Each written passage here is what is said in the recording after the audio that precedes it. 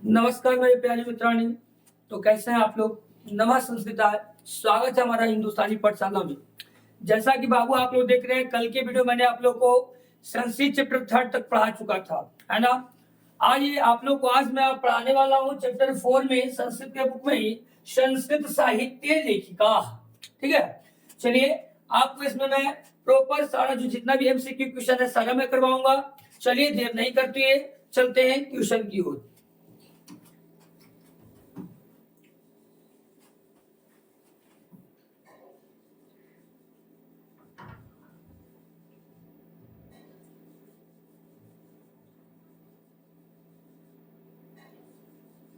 कहाँ पे है? मिल जाओ बाबू।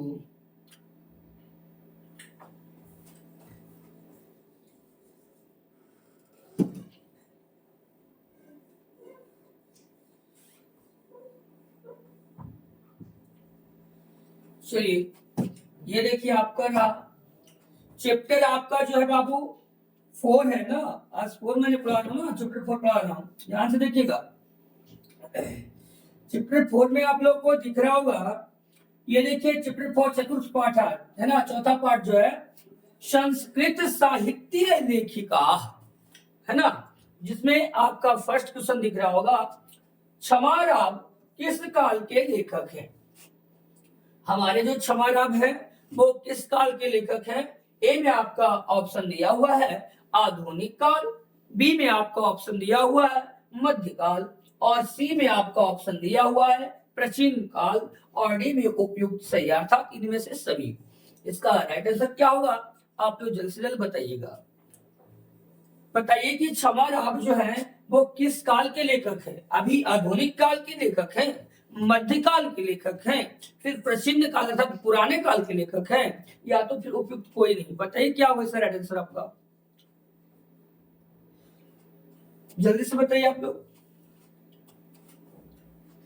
जी हाँ मेरे प्यारे मित्रों, तो हमारे जो क्षमाराव हैं वो हमारे आधुनिक काल के क्या है? लेखक हैं।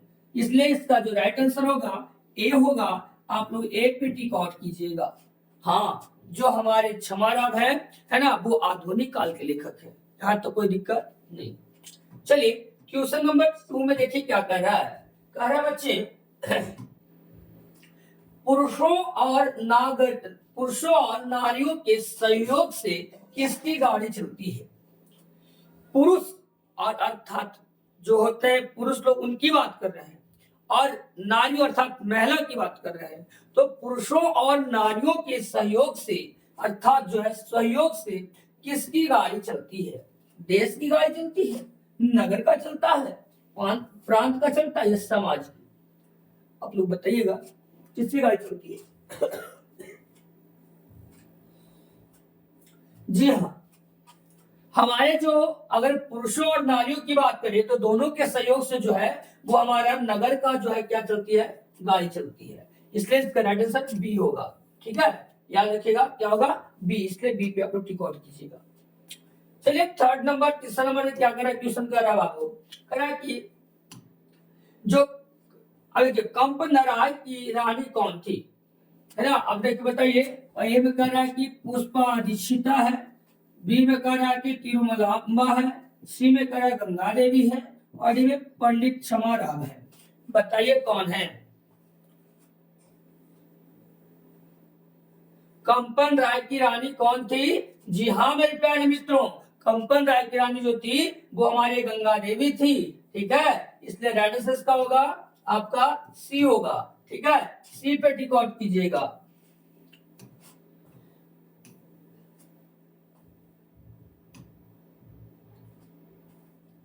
चौथा नंबर क्वेश्चन देखिए, इंद्राणी का वर्णन किस वेद में है?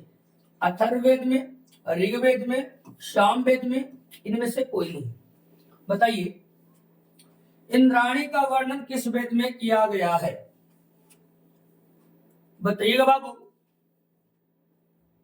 इंद्राणी का वर्णन किस में किया गया है? सामवेद में। कौन सा बाबू? आपका जो इंद्राणी का वर्णन है वो सामवेद में किया गया है। इसलिए इसका राइट आंसर आपका होगा सी। आप सी पे टिक आउट कीजिएगा। जी हाँ, सामवेद, इंद्राणी का वर्णन किसमें किया गया है? सामवेद में।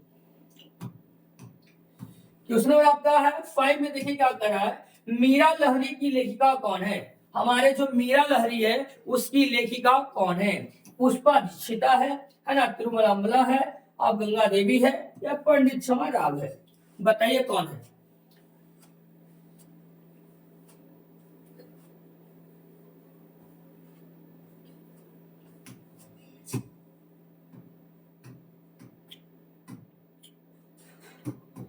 जी राइट आंसर डी होगा। डी पे आप लोग टिक आउट कीजिएगा। जो हमारे पंडित क्षमा राव है बाबू,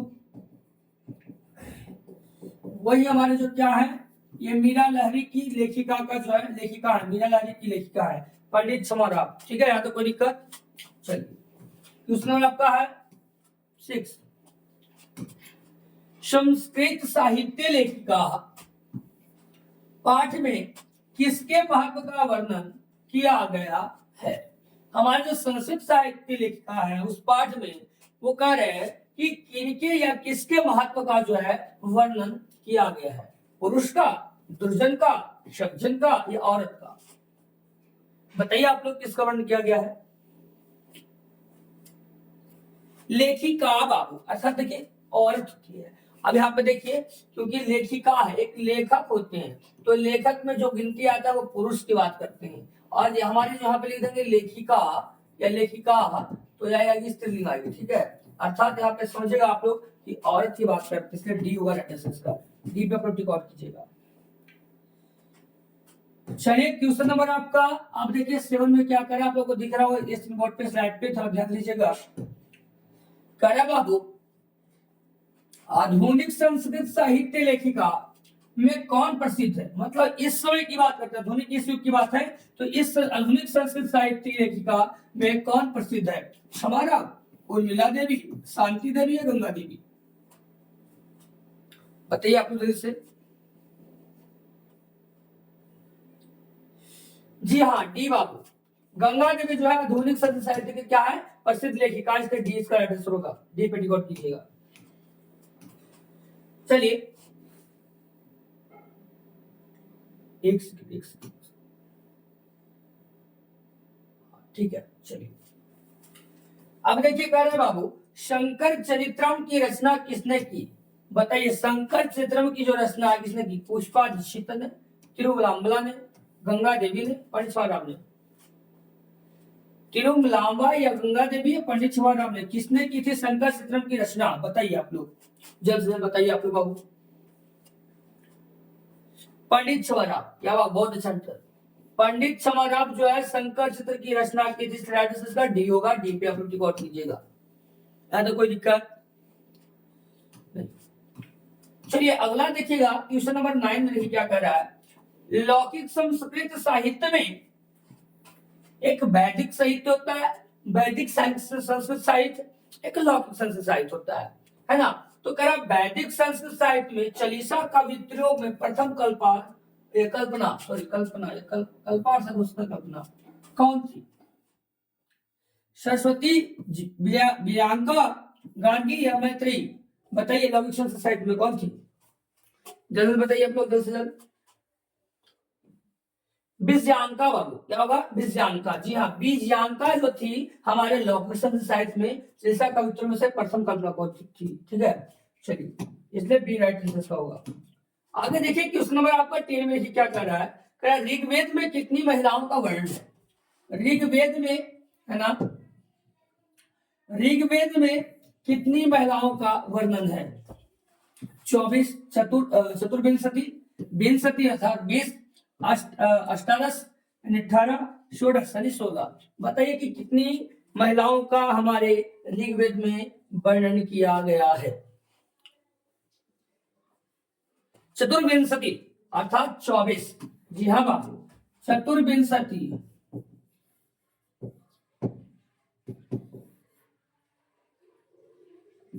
अर्थात 24 जो है हमारे ऋग्वेद में महिलाओं का वर्णन किया गया है ना। यहाँ तो कोई दिक्कत नहीं। चलिए अगला देखिए 11 नंबर, 11 शब्द है ना। अर्थवेद में कितनी महिलाओं का वर्णन किया गया। वो ऋग्वेद था, अर्थवेद, अथर्ववेद, सॉरी अर्थवेद अथर्ववेद होता है बाबू। ठीक है, तो अथर्ववेद में कितनी महिलाओं का वर्णन किया गया है? वेद हमारे 4 होते हैं, याद रखिएगा। वेद कितने होते हैं? 4। ऋग्वेद, सामवेद, यजुर्वेद और अथर्ववेद। ठीक है, चलिए सबसे प्राचीनतम वेद ऋग्वेद को कहते हैं। ठीक है, याद रखिएगा, सबसे प्राचीनतम वेद जो है ऋग्वेद को कहते हैं, है ना।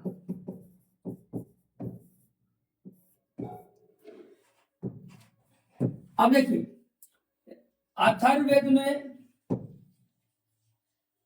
अथर्ववेद में कितनी महिलाओं का वर्णन किया गया है? 7, 7, 5, 6, 8। बताइए कितनी महिलाओं का वर्णन किया गया अथर्ववेद में? पंच अर्थात 5। जी हाँ, पंच यानी 5 जो है महिलाओं का वर्णन किया गया किसमें? अथर्ववेद में। क्या सुना गई? चलिए आइए गर्मान वर्मा नोटिशन क्या कर रहा है। अच्युत राय की रानी कौन थी? इंद्राणी थी, गंगा देवी थी, उर्वशी थी या तिरुलांबा थी? बताइए कौन थी? तिरुमलांबा। क्या बात है, बहुत अच्छा बाबू। डी राइट आंसर होगा, तिरुमलांबा। अच्युत राय की जो रानी थी कौन थी? तिरुमलांबा। ठीक है, चलिए आगे देखिए क्वेश्चन नंबर।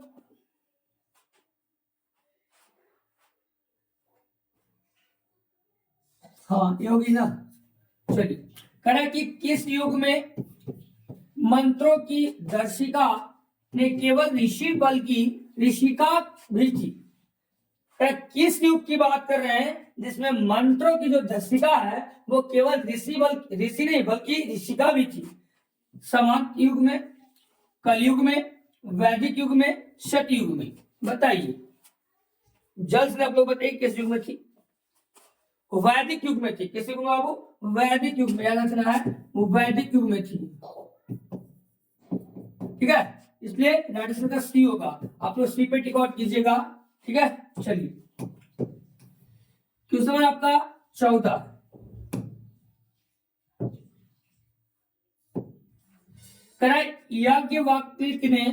याज्ञवल्क्य ने अपनी पत्नी को क्या शिक्षा दी थी? नीति की, धर्म की, अर्थ की या आत्मतत्व की?